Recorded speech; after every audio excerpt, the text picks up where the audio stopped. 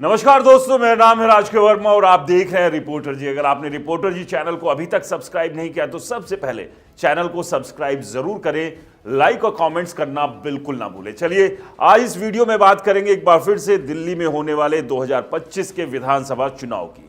विधानसभा चुनाव की घोषणा हो चुकी है। 5 फरवरी को मतदान होंगे और 8 फरवरी को नतीजे आ जाएंगे। तब साफ हो जाएगा कि इस बार दिल्ली की सत्ता पर कौन राज करने वाला है, क्योंकि इस बार का मुकाबला बेहद दिलचस्प है। क्योंकि आम आदमी पार्टी जो लगातार 2013, 15 और 20 से दिल्ली में शासन करती हुई आ रही है, इस बार 2025 में उसके लिए भी राह आसान नहीं है। क्योंकि 10 साल की एंटी इनकम्बेंसी, इसके अलावा शीश महल कांड, शराब घोटाला और कई ऐसे मामले हैं जिसने आम आदमी पार्टी को पूरी तरह से घेरा हुआ है। लेकिन इस सब के बीच आम आदमी पार्टी की तरफ से भी एक के बाद एक घोषणाएं की जा रही है। कोशिश यही है कि 2025 में आम आदमी पार्टी के हाथ से दिल्ली की कुर्सी ना खिसके।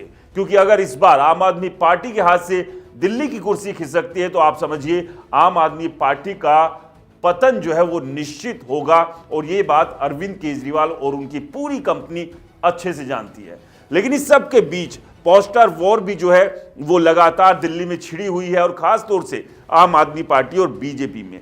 बीजेपी भी आम आदमी पार्टी पर इस बार जबरदस्त हमलावर है, तो वहीं कांग्रेस को भी हल्के में लिया नहीं जा सकता है। कांग्रेस भी इस कोशिश में है कि लगातार 2013 से लेकर 20 तक जो दिल्ली की सत्ता उसके हाथ से खिसकी और इसे खिसकाने का काम किया था आम आदमी पार्टी ने, अब उससे वो वापस किसी तरह से हासिल करे।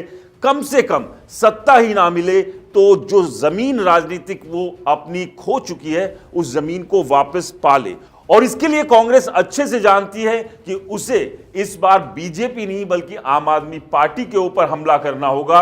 और इसको लेकर कांग्रेस ने अपने हमले आम आदमी पार्टी पर भी तीखे कर दिए, उसी आम आदमी पार्टी पर जिसके साथ लोकसभा का चुनाव इंडिया गठबंधन में रहते हुए मिलकर लड़ा था। लेकिन राजनीति है और राजनीति में कब अपने पराये हो जाए और कब पराये गले लग जाए ये कह नहीं सकते हैं। खैर फिलहाल इस बार की जो सूरत है दिल्ली की वो बेहद दिलचस्प होने वाली है। लेकिन इस सब के बीच फलोदी सट्टा बाजार का एक आंकलन, एक भविष्यवाणी आई है।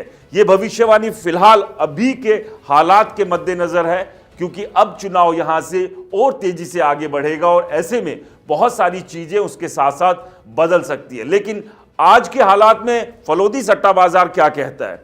क्या फलोदी सट्टा बाजार के हिसाब से आम आदमी पार्टी वापसी कर रही है या फिर बीजेपी आम आदमी पार्टी को एक बड़ा डेंट देगी? और इस सब के बीच में कांग्रेस की क्या कुछ स्थिति रहनी है, इसी पर आज बात करेंगे और आपको दिखाएंगे कि जो फलोदी सट्टा बाजार है उसकी भविष्यवाणी आखिरकार क्या है।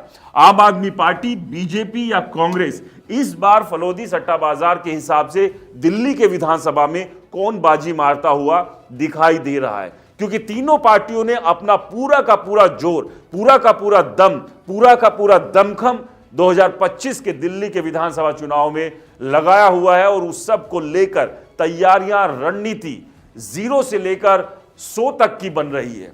कोई भी किसी भी हाल में कहीं भी अपने आप को कमजोर नहीं रहने दे रहा है और रणनीतियां इसी हिसाब से तय हो रही है कि जीत के पास किस तरह से पहुंच जाए। तो आपको बता दें कि फलोदी सट्टा बाजार के हिसाब से कांग्रेस को लेकर जो आंकलन किया गया है, यानी कि कांग्रेस जो कि पिछले 2 चुनाव में अपना खाता भी नहीं खोल पाई थी, 2015 और 2020 के विधानसभा चुनाव में कांग्रेस एक बड़े 0 पर जो है वो सिमट गई थी। इस बार उसके लिए थोड़ी सी बेहतर खबर है, बहुत ज्यादा नहीं है लेकिन हल्की सी है कि फलोदी सट्टा बाजार के हिसाब से इस बार कांग्रेस का खाता दिल्ली में खुल सकता है और कांग्रेस को फिलहाल आज के हालात को देखते हुए 3 सीटें मिल सकती है। यानी कि इस बार 0 पर कांग्रेस नहीं सिमटेगी, 3 सीटें कांग्रेस निकाल सकती है। तो वहीं अगर बीजेपी की बात करें तो बीजेपी यहां पर कितनी सीटें निकालने में कामयाब होगी, तो उस आंकलन में फलोदी सट्टा बाजार कहता है कि 25 से 35 सीटें बीजेपी निकाल सकती है। यानी कि यहां पर बीजेपी की स्थिति काफी बेहतर है। पिछले अगर 3 चुनावों की बात कर ले, 2013 में फिर भी बेहतर स्थिति में थी बीजेपी और सबसे ज्यादा सीटें जीती थी, लेकिन कांग्रेस और आम आदमी पार्टी ने अपनी सरकार बना ली थी। और एक फैक्टर जो बीजेपी को सपोर्ट कर रहा है वो फैक्टर है कि 2013, 2015 और 2020 के जो चुनाव थे उसमें बीजेपी का जो वोट बैंक था वो खिसका नहीं है, और 2020 में बीजेपी को करीब 38% वोट शेयर जो है वो मिला था, और ये अच्छा खासा वोट शेयर है। अगर इसी वोट शेयर को बीजेपी बनाने में कामयाब रहती है और इसमें 5 से 6 अगर वोट प्रतिशत को वो और बढ़ा लेती है, तो आप समझिए कि ये जो जीत और हार के बीच की जो स्थिति है फलोदी सट्टा बाजार के हिसाब से, ये आंकड़ा और बढ़ सकता है। और इसके अलावा कांग्रेस भी अगर अपना चुनाव उठाने में कामयाब हो गई तो आप समझिए कि ये जो स्थिति है आम आदमी पार्टी के लिए अच्छी नहीं होगी, एक अच्छी खबर नहीं होगी। तो फिलहाल फलोदी सट्टा बाजार के आंकड़े जो कह रहे हैं उसके हिसाब से आम आदमी पार्टी के लिए टेंशन भरी खबर है। वो अलग बात है कि फलोदी सट्टा बाजार आम आदमी पार्टी को 30 से 40 सीटें आज के हालात में दे रहा है, लेकिन अगर यहां ये 30 पर आम आदमी पार्टी सिमट जाती है तो आप समझिए कि सत्ता इस बार आम आदमी पार्टी को नहीं मिलने वाली है। तो ये नंबर 30 से 40 के थोड़ी सी राहत जरूर देंगे, लेकिन बहुत ज्यादा टेंशन आम आदमी पार्टी के लिए है कि जो प्रचंड जीत लगातार 2015 और 2020 में आम आदमी पार्टी ने हासिल की थी, इस बार उसके हाथ से एक बड़ा सीटों का नंबर खिसकता हुआ दिख रहा है। और ऐसे में बीजेपी ने थोड़ा सा जोर लगाया और कांग्रेस भी अपने चुनाव को उठाने में कामयाब हो गई, तो आम आदमी पार्टी का सफाया तय है।